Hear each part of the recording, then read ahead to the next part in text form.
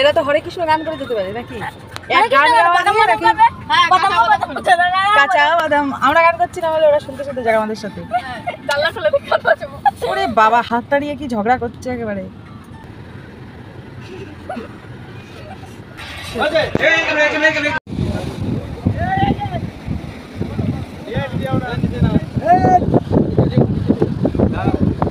Hi friends, কেমন আছো তোমরা? আশা করছি তোমরা খুব ভালো আছো। আমার নতুন একটা ভিডিওতে তোমাদের সবাইকে ওয়েলকাম। এই যে শুক্রবার দিন আমি দোকানে বসেছিলাম সারাদিনটাই, তো দেখলে তোমরা আমি আগের ভিডিওতে দেখিয়েছিলাম মা ছেলে মিলে রেশন তুলতে গেলাম, ওখান থেকে আবার বাড়ি আসলাম। বাড়ি আসার পর রান্নাবান্না হলো, তখনও পর্যন্ত জানি না শিওর যে আমরা যাচ্ছি দীঘা। তো যাই হোক, তারপর রাত্রিবেলা যখন দোকানে বসেছিলাম তখন আমরা পুরো একদম শিওর হলাম যে আমরা দীঘায় যাচ্ছি। তারপর এই যে 9টার সময় বাড়ি গিয়ে গুছিয়ে গেছি, প্রায় 10:30 11টার সময় বাড়ি থেকে বেরোনো হলো। আর এই যে রাস্তা দিয়ে বেরোনোর পরপরই রাস্তায় এসে বিরাট বড় একটা অঘটনের মুখে পড়লাম। এই লোকের আর আমার বাড়ির ডিস্টেন্স খুব বেশি দূরত্ব না, তবুও আমাদের দেখাটাও হঠাৎ করে, বিয়েটাও হঠাৎ করে, আর বিয়ের পর থেকে যে কোনো জিনিসই আমাদের জীবনে হঠাৎ করে এসছে। ঠিক তেমনই এই দীঘায় যাওয়াটাই আমাদের হঠাৎ করে। আর যদিও আমরা কনফার্ম হতে পারছিলাম না এই কারণে, ও তো ছুটি পাই না, ওই জন্য আমরা কনফার্ম হতে পারছিলাম না। তারপর এই যে সামনের গাড়িতে যে সমস্যাটা, বিরাট বড় একটা সমস্যা তৈরি হয়েছে, যার জন্য দেখেছো সারা গাড়ির লোকজন সব বাইরে নেমে পড়েছে, সবার কানে একটা করে ফোন রয়েছে, সবাই ফোনে ব্যস্ত, মানে বিশাল একটা বড় ঘটনা ঘটে গেছে। তো তারপর এই যে আমরা বাইরে বেরোলাম যখন, তখন জানতে পারলাম সামনের যে গাড়িটার আমরা পিছু নিচ্ছিলাম সেই গাড়িটায় মিউজিক ছিল না। আর এসিটা তো ওরা নেয়নি ইচ্ছা করে, ওরা নন এসি গাড়িটাই বুক করেছিল, আর মানে গাড়িটায় মিউজিক অ্যাভেলেবেল ছিল না, যেটার জন্য এত বড় সমস্যা হয়ে গেছে। তো এই ঘটনার মধ্যে দিয়ে হঠাৎ করে একবার বলেও ফেলেছে, যেহেতু আমাদের দুটো গাড়ি আছে, বলেছে যে তোরা ওই গাড়িটা নিয়ে যা, আমাদেরকে এই গাড়িটা দিয়ে দে। এবার তো আমরা সবাই সমস্যায় পড়ে গেছিলাম, যদি কিনা ওকে আবার বাড়ি আসতে হতো, চাকদা থেকে বনগাঁ যদি আবার আসতে হতো, আমাদেরকে রাস্তার মাঝখানে দাঁড়িয়ে থাকতে হতো। তো যাই হোক, ওদের বেশি আমাদের পছন্দ ছিল গাড়িটা, এই কারণে আমাদের গাড়িতে মিউজিক, এসি সব কিছুই অ্যাভেলেবেল ছিল। আর ওদের যে গাড়িটাতে ওরা যাচ্ছিল সেটাতে ওদের অ্যাভেলেবেল ছিল না। তো যাই হোক, ওরা ওদের সমস্যা নিয়ে চিন্তায় ছিল, আর এদিকে আমরা নেচে নেচে ভিডিও করছিলাম, আরেকটু গাড়ির তলায় পড়ছিলাম। তো যাই হোক, সেটা আর হলো না। এই গাড়িটাও যাবে আমাদের সাথে দীঘায়। মোট আমরা 3টে প্রাইভেট গাড়ি আর একটা ওরকম বাস, সবাই মিলে যাচ্ছি দীঘায়। তো আমরা কিন্তু আমাদের মতোই যাচ্ছি, আমরা 3টে প্রাইভেট গাড়ি, আমরা আমাদের মতো যাচ্ছি, আর বাসের লোকেরা যাচ্ছে আলাদাভাবে, যদিও আমাদের চেনা পরিচিত লোক, কিন্তু সেটা এমন একটা সমস্যা তৈরি হয়ে গেছিলো দীঘায় পৌঁছানোর পর, যেটা আর পরিচিত অপরিচিতর মধ্যে কোনো তফাৎ আমি খুঁজে পাইনি। তো যাই হোক, সেটার গল্প আমি পরের ভিডিওতে দেখাবো। যদি তোমাদের ভালো লাগে অবশ্যই ভিডিওতে সাথে থাকবা। সবাই এখানে দাঁড়িয়ে ছবি তুললেও যারা ওই গাড়িটাতে রয়েছে, মানে ওই সাদা আর্টিকা গাড়িতে যারা রয়েছে, তাদের মোটেও মনে শান্তি লাগছে না, কারণ তখনও পর্যন্ত মিউজিকের ব্যবস্থাটা হয়নি। আর যে মিউজিকের ব্যবস্থাটা নিয়ে আসছে সে তখনও পর্যন্ত বনগাঁ ছেড়ে বেরায়নি। তো আমরা তখনও পর্যন্ত এখানে দাঁড়িয়েই ছিলাম এইভাবে, আর দাঁড়িয়ে যত দূর যা সম্ভব সেগুলো করছিলাম। এই যে ফাইনালি সেই গাড়িটা চলে এসছে, আর এই গাড়িটা থেকেই সেই মিউজিকের ব্যবস্থাটা দেবে, সেটা নিয়েই সবাই যাওয়া হবে। আর সবথেকে বেশি আমার হাসি লাগছিল যে গাড়িতে ড্রাইভারটা ছিল, যে দাদা, ওই দাদার তো মুখটা পুরো শুকনো হয়ে গেছিলো, আর এই দেখো এখন দাঁত কখানা বেরিয়ে গেছে শুধুমাত্র মিউজিকের ব্যবস্থাটা পাওয়ার পর। কারণ ওখানে দাঁড়িয়ে গাড়ির লোকেরা সবাই বলছিল যে গাড়ি ফেরত নিয়ে যাও, আমরা অন্য গাড়ি এক্ষুনি বুক করে নেব। তো ওই কারণেই ওনার মুখটা শুকিয়ে গেছিলো।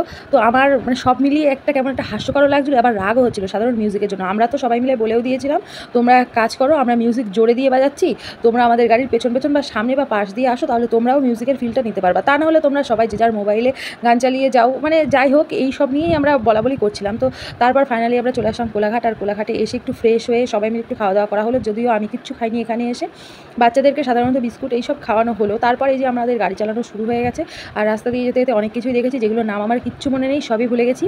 তো তারপর এই দেখো, আমরা অনেকটাই ভোর হয়ে গেছে, সারা রাত তো জেগে থাকা সম্ভব না, সবাই মোটামুটি একটু একটু করে ঘুমিয়ে নিয়েছিলাম।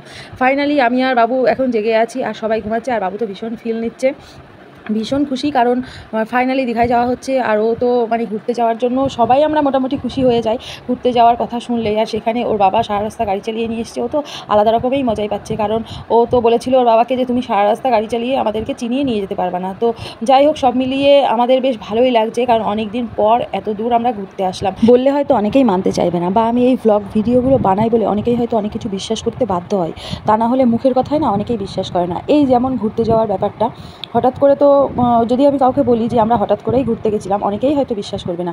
কিন্তু আমরা যেদিন এই যে দীঘায় এসেছিলাম, সেদিন দুপুরবেলা বাবু তো টিউশন পড়তে গেছিলো, আবার বিকালবেলার দিকেও বাবু টিউশন পড়তে গিয়েছিলো। ও টিউশন থেকে বাড়ি এসেছিলো 8:30টার সময়, আমি দোকান বন্ধ করেছিলাম 9:30টার সময়। তারপর বাড়ি এসে খাওয়া দাওয়া করে আমি আবার দোকানে গেছিলাম রাত্রেবেলা, তখন 11টা মতো বাজে। 11টার সময় দোকান থেকে কিছু জামাকাপড় দরকার ছিল, সেগুলো নিয়ে তারপর আমরা বেরিয়েছিলাম। এই দেখো, আমরা ফাইনালি দীঘার মধ্যে পৌঁছে গেছি। আর এখানে পৌঁছে যে সিনটা আমরা দেখলাম, আমাদের প্রাণটা পুরো জুড়িয়ে গেল, কারণ এইগুলো দেখলে না কোনো চিন্তাভাবনা কোনো কিছু আর মাথার মধ্যে আসে না, তখন অন্যরকম একটা ফিলিংস আসে।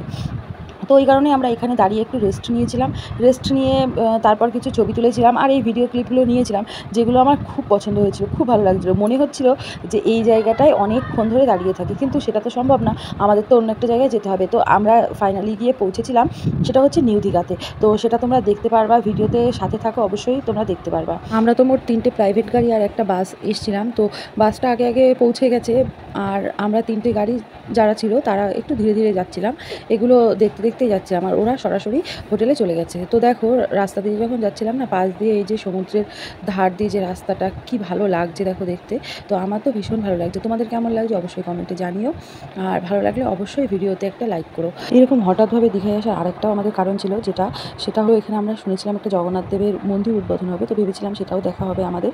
কারণ আমরা যে এসেছিলাম শুক্রবার দিন, কিন্তু আমরা শুনেছিলাম রবিবার দিন এখানে উদ্বোধন হবে। তো রবিবার তো আমরা থাকতাম এখানে, রাত্রেই বেরোনো হতো, তো এই কারণেই ভেবেছিলাম একবার দেখেই চলে আসতে পারবো। তো দেখো সেটা আর হলো না, আমরা এখানে এসে জানতে পারলাম সেটা পরের বছর উদ্বোধন হবে, এখনও পর্যন্ত কমপ্লিট হয়নি।